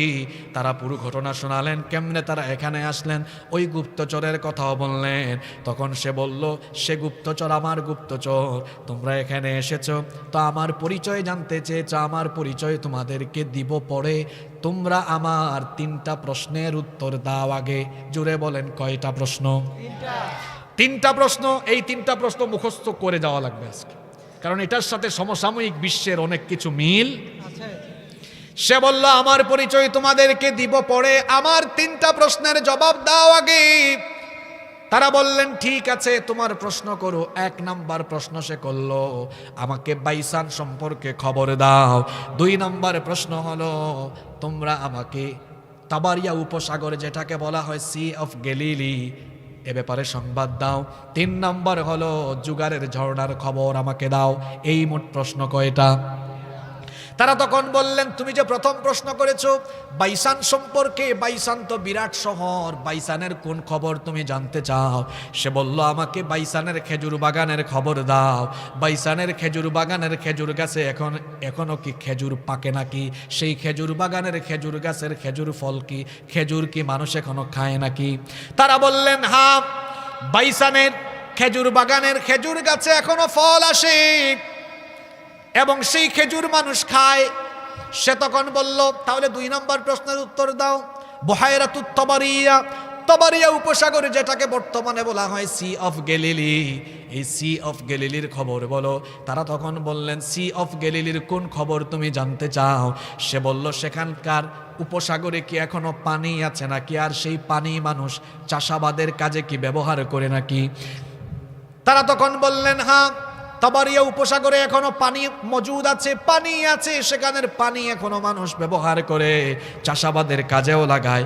সে বলল, তাহলে আমার সর্বশেষ প্রশ্নের উত্তর দাও। সর্বশেষ প্রশ্ন হলো, জুগারের ঝর্ণার কি খবর? জুগারের কূপের কি খবর? জুগারের ঝর্ণার খবর বলো। জুগার হলো লূত আলাইহিস সালামের মেয়ের নাম। লূত আলাইহিস সালামের কওম ছিল সমকামী কওম, সমকামিতার কারণে জমিন উল্টায়া এই জাতিকে ধ্বংস করে দিয়েছেন কে? আল্লাহ। এখন আমাদের সমাজের চারপাশে যা শুরু হয়েছে, আমরাও যদি লূত নবীর বউয়ের মতো সমকামী না হয়ে সমকামিতাকে সমর্থন দেই কিংবা সমকামিতা প্রতিষ্ঠা হওয়ার জন্য চুপচাপ থাকি, আল্লাহর কসম একই পরিণতি আমাদের হতে পারে। এই যে আমাদের পীর সাহেব আমার বক্তৃতার আগে তিনি আপনাদেরকে সতর্ক করলেন, ট্রান্সজেন্ডার কি শয়তানি। ইবলিস এখন রিটায়ার্ডে চলে গেছে, কি শয়তানি শরীফ থেকে এটার প্র্যাকটিক্যাল অ্যাপ্লাই শুরু হয়েছে। গত সপ্তাহে ঢাকার এক গার্লস স্কুলে এক ছেলে বুরখা পরে ঢুকে গিয়েছে, পুলিশ তারে পিটাইছে, দেখেন নাই আপনারা? শরীফ থেকে শরীফা, একটা ছেলে, ছেলের মতোই দৈহিক বৈশিষ্ট্য, কণ্ঠ ছেলের মতো, দাড়ি গোঁফ সবই গজায়, মনে মনে সেভাবে মেয়ে। কি জাতের শয়তানি! মনে মনে ভাবে এরা মনস্তাত্ত্বিক লিঙ্গবাদী, এটা তার মানসিক রোগ, তার মনের রোগ, মনের রোগের চিকিৎসা করুক। কিন্তু এটাকে প্রমোট করা, আইন পাস করা, বৈধতা দিয়ে কিংবা পাঠ্য বইয়ে ঢুকিয়ে দিয়ে ছেলে মেয়েদের ব্রেইন ওয়াশ করা বরদাস্ত করবে না দেশের মানুষ। এই যে ক্লাস 7-এর বইয়ে এটা আছে, বাচ্চারা যদি এগুলা পড়ে তো পরিণতি কি হবে শুনেন। দলমত নির্বিশেষে সবাই এটা শুনেন, আপনিও বিপদে পড়বেন। আপনার ছেলে মনে করেন এটা পড়লো, আপনার ছেলে ইন্টারমিডিয়েটে কলেজে যাওয়ার পরে বা ইউনিভার্সিটিতে যাওয়ার পরে সে যখন হোস্টেলে সিট দরকার, তখন হোস্টেল সুপারকে যদি বলে, স্যার দেখতে আমি মুন্না, কণ্ঠ মুন্নার মতো, কিন্তু সিট লাগবে, এখন আমি মনে মনে মুন্নি, আমার মহিলা হোস্টেলে সিট দেন, তো পরিস্থিতি কি হবে? শেয়াল মুরগির খামারের পাশে এসে মুরগিকে বলছে, দেখো মুরগি, আমি দেখতে শেয়াল কিন্তু মনে মনে আমি মুরগি। এখন মুরগির যদি দয়ামায়া হয়, যদি বলে ঠিক আছে মনে মনে যেহেতু মুরগি আমাদের সাথেই থাকুক, তো শেয়াল মনে মনে মুরগি হয়ে মুরগির খামারে ঢুকলে সকালবেলা একটা মুরগি থাকবে? শেয়াল মনে মনে মুরগি হয়ে মুরগির খামারে ঢুকলে মুরগির যে পরিণতি হবে, মুন্না মুন্নি হয়ে কলেজ বিশ্ববিদ্যালয়ের হোস্টেলে সিট পেলে মেয়েদের পরিণতিও তাই হবে। শুধু তাই নয়, মুন্না যদি মনে মনে মুন্নি হয়, আপনাকে যদি বলে আব্বু আমি কিন্তু এখন মুন্নি, আমারে বিয়ে দেন, বিয়ে যদি মুন্নার সাথে দেয় বাসর ঘরে দেখা যাবে বাসর করতেও সমস্যা, দুটা একজাক্ট। ঠিক কিনা বলেন? মনে মনে মুন্নি হইলে কি হবে, জিনিস তো মুন্নার। তারপরে সম্পদ বন্টন করতে গেলে তো আরো সাংঘাতিক পেশ লাগবে। মুন্নি যদি বলে আব্বু এতদিন মুন্নি ছিলাম, এখন আপনি জায়গা জমি বন্টন করবেন, মনে মনে মুন্না, দেন তো বন্টন করে। সুতরাং এগুলো হলো শয়তানি, বদমাইশি, নোংরামি আর সমকামিতাকে প্রমোট করার জন্য এইসব বদমাশি ইহুদি খ্রিস্টান আর পশ্চিমাদের গোলামরা এগুলো বইয়ে ঢুকিয়ে দিয়েছে। 28 জানুয়ারি দেখলাম প্রেস কনফারেন্স করেছে শাহরিয়ার কবির, তাকে আমাদের দেশের লোকেরা কিচুর জানি কয়, তা আমি বলি নাই, আপনাদেরও কথা না, এটা বলেছেন এদেশের মুক্তিযুদ্ধের নেতৃত্ব দানকারী এক সেক্টর কমান্ডার। তার কথা তো হালকাভাবে নেওয়া যায় না, তিনি বলেছেন 71 সালে পাকিস্তানি জানোয়ারেরা বাংলাদেশের নিরীহ মানুষের উপর যখন ঝাঁপিয়ে পড়েছে, মা বোনদের ইজ্জত লুণ্ঠন করেছে, তখন এই শাহরিয়ার কবির পাকিস্তানিদেরকে দেশি মুরগ সাপ্লাই দিয়েছে। আমরা বলবো মুক্তিযুদ্ধের সেক্টর কমান্ডারের সেই কথাকে আমলে নিয়ে দায়িত্বশীল মহল শাহরিয়ার কবিরের বিরুদ্ধে তদন্ত কমিটি গঠন করেন। অভিযোগ প্রমাণিত হলে পরে ট্রাইব্যুনালে তাকে হাজির করে যুদ্ধাপরাধের দায়ে অভিযুক্ত প্রমাণিত হলে তাকে ফাঁসিতে ঝুলিয়ে মৃত্যুদণ্ড বাস্তবায়ন করতে হবে। আর আমিও বলি যেমন কুকুর তেমন মুগুর দরকার। এই শাহরিয়ার কবির যে ট্রান্সজেন্ডারের পক্ষে কথা বলে, তারে শুধু এতটুকু বলবো, তুই তোর বউয়ের কাছে যা, গিয়ে বল দেখো বউ এত বছর ধরে আমি সংসার করি তোমার সাথে, তোমার কবির এখন থেকে মনে মনে কবিরা বা কবরী। এটা বলে দেখ, আমার তো মনে হয় তোর বউ তোরে ভালো কোনো জুতা না, বাথরুম থেকে স্যান্ডেল এনে ওই জুতা দিয়ে তোরে পিটাবে। সুতরাং এই বদমাইশি সমকামিতার এই শিক্ষা ব্যবস্থাকে বইয়ের ভিতরে রাখতে দেওয়া হবে না, হবে না, হবে না। এই দেশ হচ্ছে ওলিয়া উলিয়াদের আবাদ করা, পীর মাশায়েখদের আবাদ করা, মেহনতে করা এই জমিনে নাস্তিকতাবাদী শিক্ষা কারিকুলাম বরদাস্ত করা হবে না, চলতে দেওয়া হবে না, হবে না, হবে না।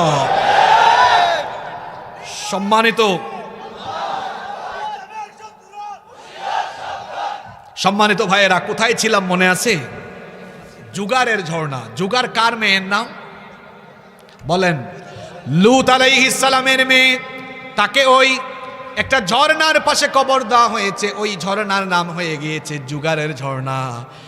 সে প্রশ্ন করেছিল জুগারের ঝর্ণার খবর দাও। তারা বললেন কোন খবর জানতে চাও? সে বলল ওই জুগারের ঝর্ণার পানি কি এখনো মানুষ ব্যবহার করে নাকি? তারা বললেন হ্যাঁ, সেটা এখনো মানুষ ব্যবহার করে। তখন তারা বলল তুমি 3টা প্রশ্ন করেছো, 3টা প্রশ্নের উত্তর দিয়েছি, এবার তোমার পরিচয় দাও। সে তখন বলল আচ্ছা শোনো, উত্তর দিচ্ছি, তোমরা তো আরবের লোক, আরবে যে একজন নবী আসার কথা, তিনি কি এসেছেন নাকি? তিনি এখন কোথায়? তারা বললেন মক্কা থেকে হিজরত করে মদিনায়। সে তখন জিজ্ঞেস করলো তিনি কি কোনো যুদ্ধে অবতীর্ণ হয়েছেন? তারা বলল হ্যাঁ, যুদ্ধে অবতীর্ণ হয়েছেন।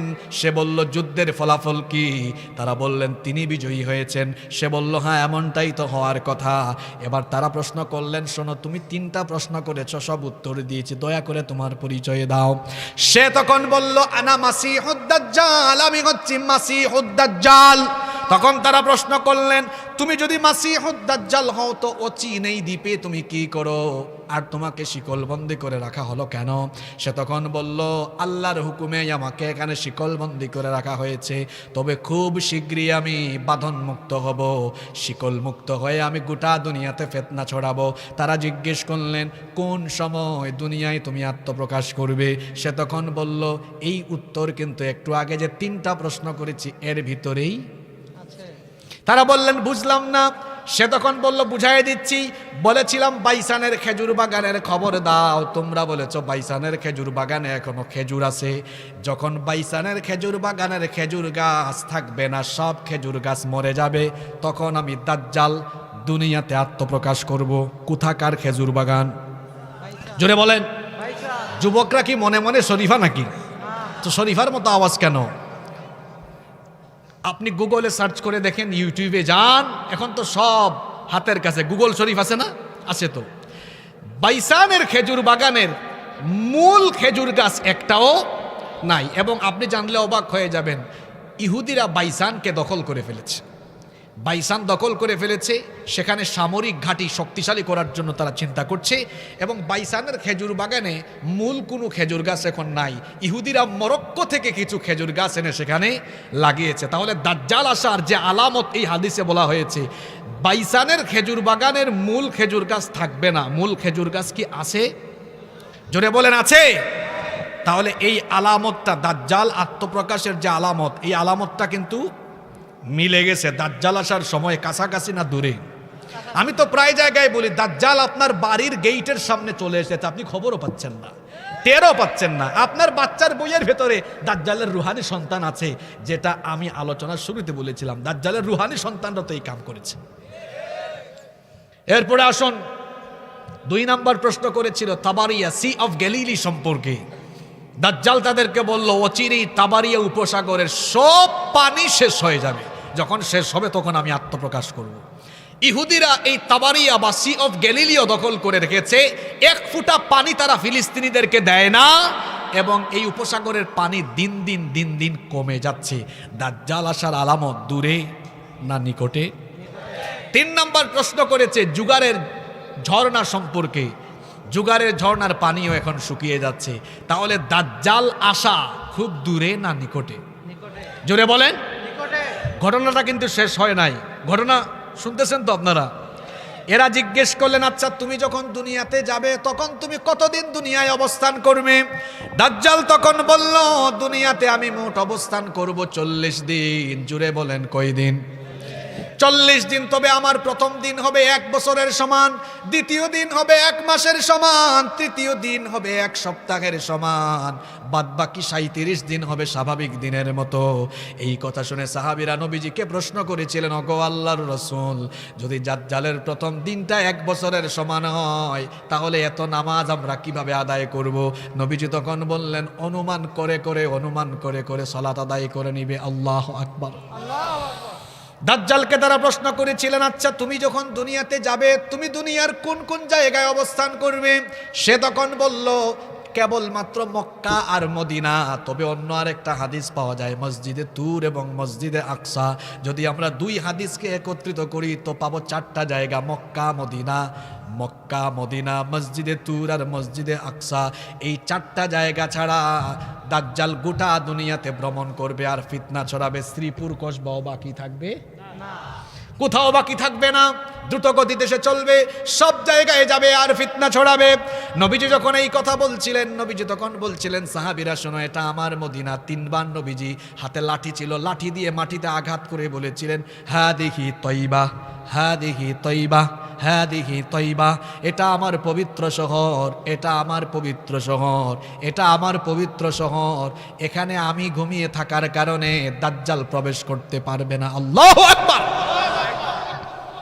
দাজ্জাল গোটা পৃথিবীতে কিরকম ফিতনা ছড়াবে, কষ্ট হচ্ছে নাকি আপনাদের? আমি তো শেষের দিকে চলে আসতেছি একদম। কিভাবে দাজ্জাল ফিতনা ছড়াবে শোনেন। দাজ্জাল অনেক রকমের ফিতনা ছড়াবে, আর দাজ্জালের অনুসারী হবে আসফাহান শহরের 70,000 ইহুদি। ইরানের রাজধানী তেহরান থেকে আসফাহান শহর খুবই নিকটবর্তী। সেখানকার ইহুদিরা হবে 70,000 ইহুদিরা তার সৈন্য হবে, এবং ইসরায়েলের ইহুদিরাও তার সৈনিক হবে। অনেক অজ্ঞ মূর্খ মহিলারাও তার অনুসারী হবে। আর এই দাজ্জাল কি করে ফিতনা ছড়াবে শোনেন। নবীজি বলেছেন, তার 1 হাতে থাকবে জান্নাত আর 1 হাতে থাকবে জাহান্নাম। তবে ওটা আসল নয়, ওটা হলো ফেক, ওটা হলো নকল, সেটা ফেক। আল্লাহর হাবিব বলেছেন, দাজ্জাল বলবে, শোনো আমি খোদা, আমার উপর ঈমান আনো, ঈমান আনলে আমার জান্নাত দিব, না আনলে তোমাদেরকে জাহান্নাম দিব। দাজ্জাল যখন এই ফিতনা ছড়াবে, নবীজি বলেছেন, দাজ্জালের ফিতনায় পড়ে যাও না, দাজ্জালের খপ্পরে পড়ো না, সে ভণ্ড মিথ্যাবাদী প্রতারক। বরং দাজ্জালের খপ্পরে না পড়ে প্রয়োজনে দাজ্জালের দেখানো আগুনে ঝাঁপ দিও। আগুনে ঝাঁপ দিলে দেখবা এটা আসলে আগুন নয়, এটা হলো মুমিনের জন্য জান্নাতের ফুল বাগান।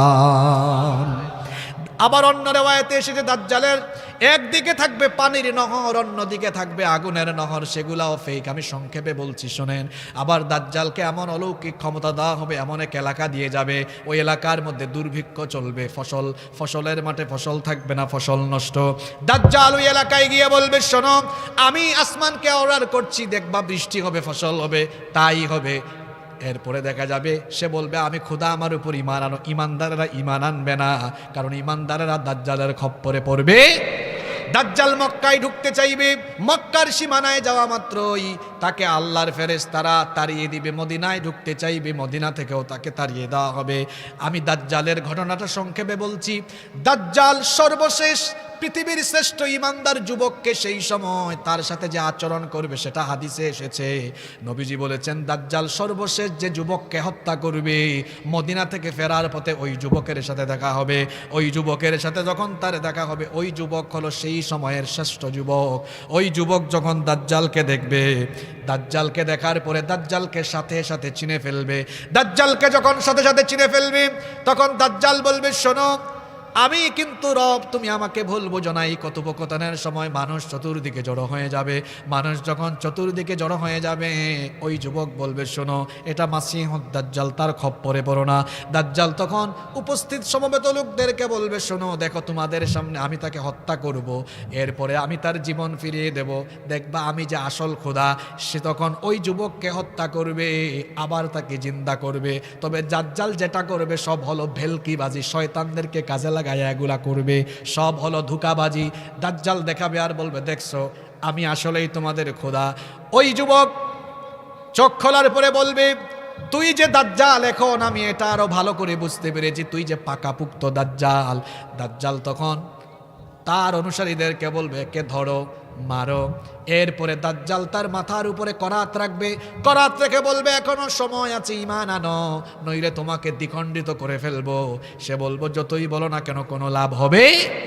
করাত চালিয়ে দুই টুকরা করে ফেলবে, শরীরের দুই টুকরার মাঝখান দিয়ে দাজ্জাল চলাফেরা করবে। এরপরে দুই টুকরাকে আবার জোড়া লাগিয়ে দিবে। ওই যুবককে বলবে, এখনো কি তুমি বিশ্বাস করো না আমি যে তোমার খোদা? ওই যুবক তখন বলবে, এখন আমার বিশ্বাস আরো পাকাপুক্ত হয়েছে, তুই যে মাসিহুদ দাজ্জাল।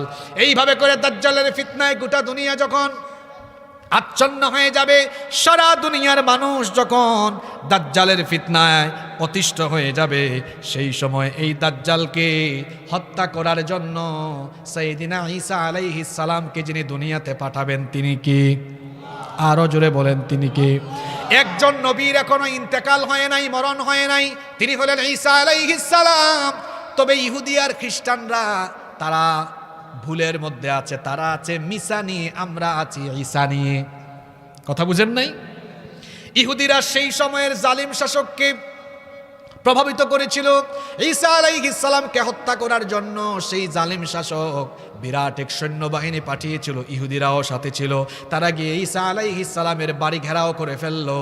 ঈসা আলাইহিস সালামের বাড়ি যখন তারা ঘেরাও করে ফেললো, আল্লাহ তাআলা ঈসা নবীকে বললেন, ও আমার ঈসা, আমি তোমাকে আমার কাছে উঠায় নিব, তারা তোমার কোনো ক্ষতি করতে পারবে।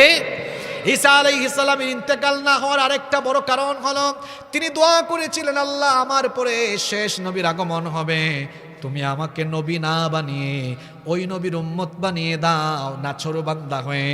তিনি যখন বারবার এই দোয়া কবুল করেছেন, তখন তার এই দোয়া যিনি কবুল করেছেন তিনি কি? আমরা কিন্তু উম্মত হওয়ার জন্য আল্লাহর কাছে আবেদন করা লাগে নাই। যেখানে অন্যান্য নবী না হয়ে আমাদের নবীর উম্মত হওয়ার জন্য চেয়েছেন, আমরা না চাইতেই আমাদেরকে আল্লাহ তার হাবিবের উম্মত বানিয়ে দিয়েছেন। সুবহানাল্লাহ কইতে ইচ্ছে করে না আপনাদের? তো ঈসা আলাইহিস সালামের এই দোয়া কবুল করেছেন, এজন্য তার ইন্তেকাল হয় নাই। আর তাকে যখন সৈন্যরা বাড়ি ঘিরে ফেললো, আল্লাহ তাআলা তখন তাকে উঠায়া নিলেন। ইহুদিরা যখন ঘরে ঢুকলো, যখন সৈন্যরা ঘরে ঢুকলো, আল্লাহ তাআলা কি করলেন শোনেন। তাদের ভেতরকার একজন সৈন্যকে আল্লাহ তাআলা ঈসা নবীর সুরত দিয়ে দিলেন। আল্লাহর জন্য এটা কঠিন না সহজ? আরো জোরে বলেন, কঠিন না সহজ? ঈসা নবীর সুরত একজনকে দিয়ে দিলেন। এখন তারা সবাই মনে করলো এটা ঈসা, কিন্তু আপনারা বলেন তো এটা ঈসা না মিসা? মিসা না ঈসা? এরা সবাই তাকে ধরলো, কয় এই তো ঈসাকে পাইছে। সে কয়, কি এর ঈসা?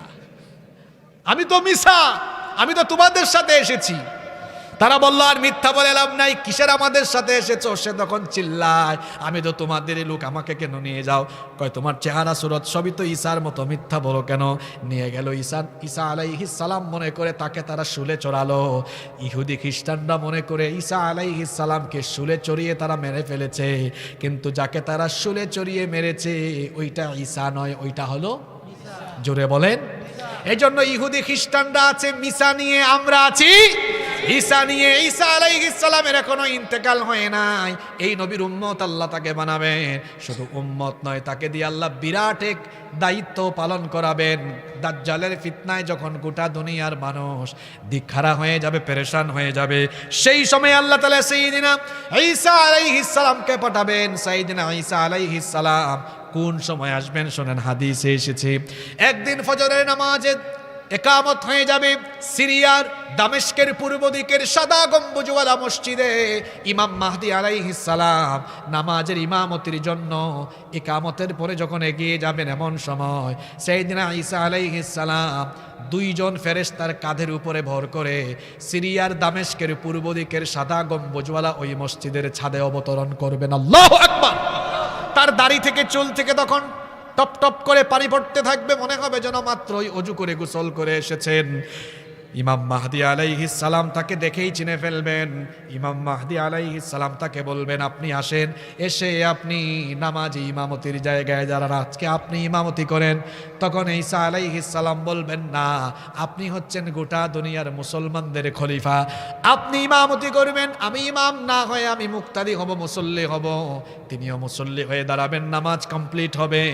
নামাজ কমপ্লিট হবে, ওইদিকে দাজ্জাল তার 70,000 বাহিনী নিয়ে মসজিদটা ঘেরাও করে ফেলবে। কিন্তু মিস্টার দাজ্জাল তো জানে না ঈসা নবী চলে এসেছেন। ঈসা নবীও সালাম ফেরানোর পরে সবাইকে উদ্দেশ্য করে বলবেন, আল্লাহ তাআলা আমাকে পাঠিয়েছেন তোমাদেরকে এই সংকট থেকে, এই ফিতনা থেকে উত্তরণের জন্য, মাসিহুদ দাজ্জালকে কতল করার জন্য আল্লাহ আমাকে পাঠিয়েছেন। আল্লাহু আকবার। এখনই প্রস্তুত হও, রওনা হও, আমরা বেরিয়ে পড়ব। যখন তারা মসজিদের বাহিরে আসলেন, দেখলেন, তখন তারা দেখবেন যাওয়া লাগবে না, দাজ্জাল তার 70,000 বাহিনী নিয়ে হাজির হয়ে আছে। বুখারীর হাদিসে এসেছে, দাজ্জাল যখন ঈসা আলাইহিস সালামকে দেখবে, তখন সে পানির মধ্যে লবণ যেভাবে দিলে লবণ গলে যায়, গলে যাওয়ার মতো তার অবস্থা হবে। পানিতে লবণ দিলে লবণ থাকে না, গলে যায়।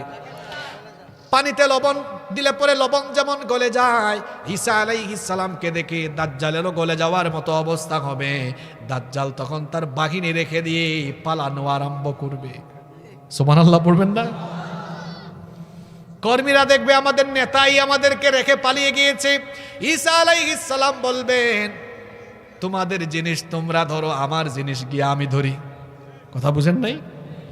তোমাদের জিনিস অর্থাৎ এই ইহুদিদেরকে তোমরা ধরো, আমার জিনিস আমি ধরি। এই কথা বলে তিনি রওনা করবেন মাসিহুদ দাজ্জালকে তিনি তাড়াতে তাড়াতে তাড়াতে তাড়াতে লুদ, লাম দাল পেশ লুদ, বাবে লুদের কাছে গিয়ে তাকে ধরবেন। এটাও ইসরায়েলের অংশ ছিল, ফিলিস্তিনিরা এটাকেও দখল করে রেখেছে। তেল আবিব থেকে নিকটবর্তী এটা, ওই বাবে লুদের কাছে গিয়ে ঈসা আলাইহিস সালাম দাজ্জালকে ধরবেন এবং সেখানেই তাকে তিনি কতল করবেন। আল্লাহু আকবার। অন্যদিকে ওই ইহুদিদেরকে মুসলমানেরা ধরবে আর জাহান্নামে পাঠাবে। সেই দিন অবস্থা এমন হবে, ইহুদিরা যখন গিয়ে কোনো দেয়ালের আড়ালে লুকাবে, ইট কথা বলবে, দেয়াল কথা বলবে, বলবে, হে আল্লাহর মুজাহিদ বান্দা, আমার আড়ালে আল্লাহর দুশ্মন ইহুদি লুকিয়ে আছে, তাকে ধরো, জাহান্নামে পাঠাও। গাছের আড়ালে যখন তারা লুকাবে, গাছও কথা বলবে। আজকে যে ইহুদিরা, দাজ্জালের রুহানি সন্তানরা মানুষের রক্ত ঝরায়, রক্ত পিপাসু, এই দাজ্জালের সন্তানরা রেহাই পাবে না। ইমাম মাহদি এবং ঈসা আলাইহিস সালামের নেতৃত্বে সেই দিন তারা গোটা দুনিয়াতে পরাজিত হবে। দাজ্জাল শেষ, দাজ্জালের বাহিনীও শেষ। আপনারা ভয় পাবেন না। আজকের যে ইসরায়েল অসভ্য জারজ রাষ্ট্র, ফিলিস্তিনিদের রক্ত পিপাসু হয়ে ফিলিস্তিনিদের রক্ত পান করছে আর গোটা দুনিয়ায় মুসলমানদের সাথে দুশ্মনী করছে, এদের পরিণতি অত্যন্ত ভয়াবহ হবে। মুসলমানরা মাথা উঁচু করে দাঁড়াবে, তারা বলছে এবং তাদের মিত্র পশ্চিমারা বলছে ফিলিস্তিনকে শেষ করে দাও। আমরা বলছি নবীজির হাদিসকে সাক্ষ্য রেখে ফিলিস্তিন থাকবে, বরং পৃথিবীর মানচিত্র থেকে অসভ্য ইহুদিরা এবং তাদের মিত্র পশ্চিমা মার্কিনী গোলামরা নিঃশেষ হয়ে যাবে, মুসলমানরা আগামীর পৃথিবী নেতৃত্ব দিবে। দাজ্জালের এই ফিতনা থেকে আমাদের বাঁচার দরকার আছে না নাই? জোরে বলেন, দাজ্জালের ফিতনা থেকে বাঁচার দরকার আছে না নাই? এবার আসুন সর্বশেষ আমরা দাজ্জালের ফিতনা থেকে বাঁচার জন্য কয়েকটা আমলের কথা শুনে আমরা শেষের দিকে চলে যাব ইনশাআল্লাহ। দাজ্জালের ফিতনা থেকে বাঁচার জন্য মাত্র 3টা আমল আপনাদেরকে শিখায়া যাচ্ছি। জোরে বলেন কয়টা? 3টা। 1 নম্বর হলো তাওহীদের জ্ঞান রাখা। আল্লাহ হচ্ছেন একক, অদ্বিতীয়, তার সাথে কোনো শরিক নাই, তিনি ছাড়া কোনো ইলাহ নাই, মাবুদ নাই, অন্য কেউ উপাস্য হতে পারে না, আইনদাতা বিধানদাতা হতে পারে। আল্লাহর যে 99টা নাম আছে সেগুলোর ব্যাপারে ভালো করে জানবেন, তাহলে দাজ্জালের খপ্পরে পড়বেন না। 2 নম্বরে নামাজে সালাম ফেরানোর আগে আল্লাহর হাবিব বলেছেন ইদা তাশাহাদা আহাদুকুম ফালইস্তাঈদ বিল্লাহি মিন আরবা। নবীজি বলেছেন তোমাদের যখন কেউ তাশাহুদ পাঠ করে সালাম ফেরানোর আগে সে যেন 4টা জিনিস থেকে আল্লাহর কাছে পানা চায়। জুড়ে বলেন কয়টা? আমাদের সমাজের চিত্র হলো আমরা যখন নামাজের শেষ বৈঠকে থাকি, নিজেদের তাশাহুদ দুরুদ আর দোয়ায়ে মাসুরা শেষ হয়ে গেলে আমরা কাশি দিয়ে দিয়ে সিগন্যাল দিয়ে ইমাম সাহেবকে সতর্ক করি। বেশিরভাগ মানুষ এই দোয়াটা করে না। এই দোয়াটা আপনারা করবেন, নবীজি শিখিয়েছেন আল্লাহুম্মা ইন্নী আউযু বিকা মিন আযাবি জাহান্নাম ওয়া মিন আযাবিল কবর ওয়া মিন ফিতনাতিল মাসীহিদ দাজ্জাল ওয়া মিন ফিতনাতিল মাহইয়া ওয়াল মামাত। নবীজি বলেছেন সালাম ফেরানোর আগে এই 4টা জিনিস থেকে আল্লাহর কাছে পানা চাও। এই দোয়াটা পারেন তো? কে কে পারেন একটু হাত তোলেন তো দেখি। ঠিক আছে, দেখি আপনি বলেন দেখি, দাঁড়ানো লাগবে না।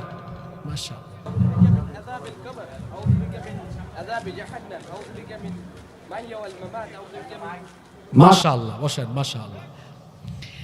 আমি ওনাকে বলাইলাম কেন, কিছু কিছু ছাত্র আছে ক্লাসে, টিচার যখন বলে বুঝছো, কয় বুঝছি, কিন্তু যখন টিচার বলে কি বুঝছো বলো, তখন অনেকে বিপদে পড়ে। যাই হোক, আমার এই ভাই শ্রোতা একদম পারফেক্ট, আল্লাহ কবুল করেন, বলেন আমিন। এই দোয়াটা যারা পারেন না, মুখস্থ করতে পারবেন না, কি সুন্দর দোয়া। আল্লাহুম্মা ইন্নী আউযু বিকা মিন আযাবি জাহান্নাম, হে আল্লাহ আমাকে জাহান্নামের আযাব থেকে বাঁচাও, ওয়া মিন আযাবিল কবর, কবরের শাস্তি থেকে বাঁচাও, ওয়া মিন ফিতনাতিল মাহইয়া ওয়াল মামাত, জীবন মৃত্যুর ফিতনা থেকে বাঁচাও, ওয়া মিন ফিতনাতিল মাসীহিদ দাজ্জাল, দাজ্জালের ফিতনা থেকে আমাদেরকে বাঁচাও, বলেন আমিন।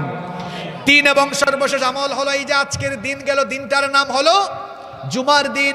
জুমার দিনে আপনারা সূরা কাহাফ তিলাওয়াত করবেন। নবীজি বলেছেন জুমার দিনে সূরা কাহাফ তিলাওয়াত করার বিশেষ ফজিলত আছে, মর্যাদা বাড়ে, গুনাহ মাফ হয়। তবে সূরা কাহাফের প্রথম দিকের 10 আয়াত অথবা শেষের দিকের 10টা আয়াত মুখস্থ করবেন।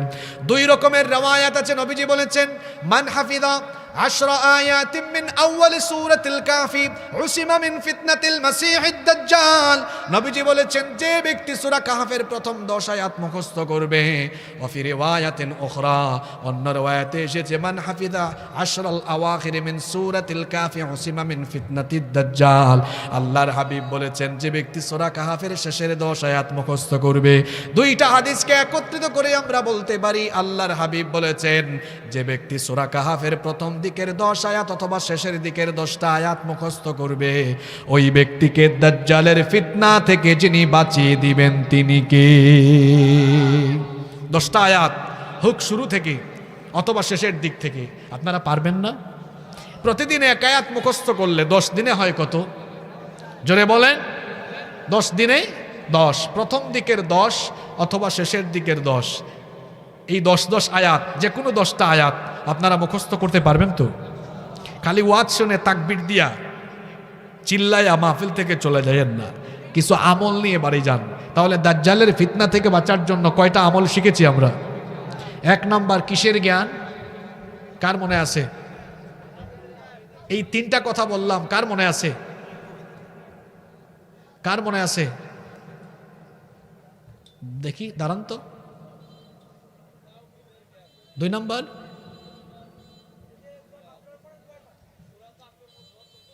তিন নাম্বার, আরো একটা আমল। আসো ভাই, তোমার একটু হাদিয়া দিয়ে যাই। এতগুলো শ্রোতা, আসো স্টেজে আসো। মাশাআল্লাহ, পারফেক্ট শ্রোতা, একদম মুখস্থ করে ফেলেছে। এতগুলো মানুষ এখানে, কিন্তু সে একাই তিনোটা মুখস্থ করে জবাব দিয়েছে। বলেন মাশা আল্লাহ, মারহাবান। আসেন আসেন, একটু হাদিয়া দিয়ে যাই। খালি হাদিয়া নিয়ে গেলে চলবে, একটু দিয়া যাই তারে। তাহাদু তাহাব্বু, হাদিয়া দাও, মহব্বত বাড়ুক, ভালোবাসা বাড়ায় দিবেন কে? আসো, মাশা আল্লাহ। তোমার নাম কি? আসো।